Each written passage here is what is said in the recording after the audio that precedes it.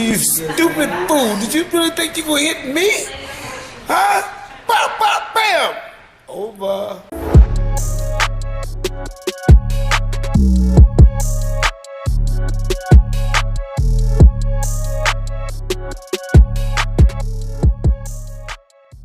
Dante's Boxing Nation, what's going on, guys? Well, it looks like for the Canelo Alvarez fans, this Jermall Charlo problem just will not go away. Jermall Charlo, who has a fight coming up soon against Brandon Adams, he just aggressively once again called out Canelo. Now he says that he wants Canelo more than he even wants Golovkin.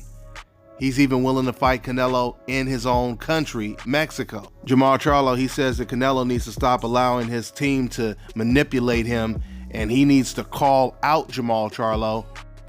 But I think Jermall has it wrong when he says that, because Canelo is not the type of person to be dictated to.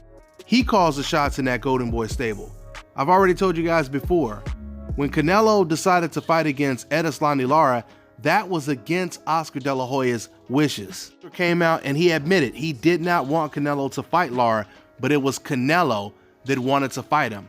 Why? Because Canelo's fans from Mexico, they started to put pressure on Canelo, asking him why he won't fight the Cuban after Erislandy Lara jumped on the stage after Canelo's last fight and basically called him out in front of the whole world. So it's not Oscar De La Hoya that's stopping Canelo from fighting Jermall Charlo.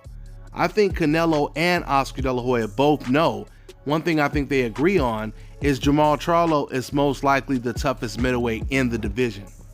I mean, Demetrius Andrade, he ranks up there as well, but I think Jermall Charlo, he has more of a knockout instinct. Jermall Charlo, he also said that Canelo hasn't faced anyone as hungry as him.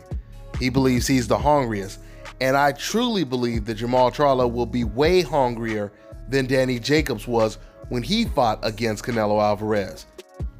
Danny Jacobs surprisingly looked more timid in that fight than he did when he fought against Gennady Golovkin, something I don't think we're going to see when it comes to Jermall Charlo. And once again, I truly believe that Canelo, he understands this.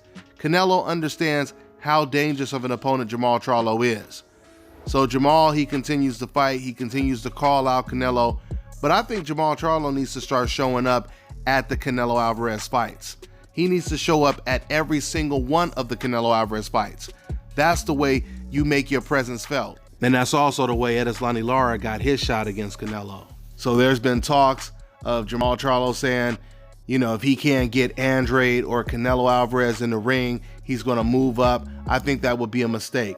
I think Charlo, he needs to stay at middleweight and he needs to force Canelo to take this fight. Once again, start to show up at his fights. Start to call him out. Start to be a little bit more aggressive. I mean, the fact that Oscar De La Hoya, he reached out to Errol Spence and he's been trying to make an Errol Spence fight, but he hasn't tried to reach out to Jermall Charlo to make that fight.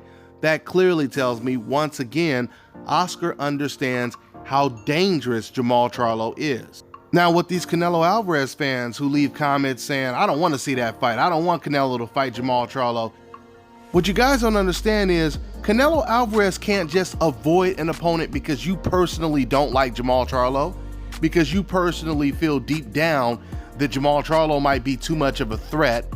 Boxing doesn't work that way. You can't duck someone because you don't like their style or their race or their personality or their religion, whatever the case may be. It doesn't work that way.